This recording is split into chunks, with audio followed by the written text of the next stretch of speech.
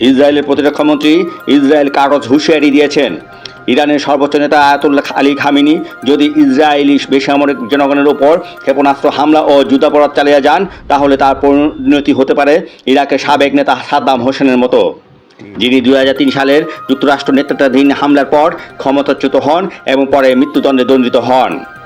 স্থানীয় সংবাদ মাধ্যমের বরাত দিয়ে কাটজ বলেন, আমি ইরানি স্বৈরাচারী নেতাকে সতর্ক করছি, যদি তিনি যুদ্ধাপরাধ চালিয়ে যান ও ইসরায়েলি নাগরিকদের ওপর ক্ষেপণাস্ত্র ছুড়তে থাকেন তাহলে তার পরিণতি হতে পারে পার্শ্ববর্তী এক দেশের স্বৈরশাসকের মতো, যিনি একই পথ অনুসরণ করেছিলেন। তিনি আরও বলেন, আমরা আজও তেহরানের শাসক গোষ্ঠী ও সামরিক লক্ষ্যে হামলা অব্যাহত রাখব। কাটজ আবারও তেহরানবাসীদের শহর ছেড়ে যাওয়ার আহ্বান জানান। এদিকে ইরান সরকার জানিয়েছে, শুক্রবার থেকে ইসরায়েলের ধারাবাহিক হামলায় এখন পর্যন্ত দেশটির বহু বেসামরিক নাগরিক নিহত হয়েছেন। Channel 71 TV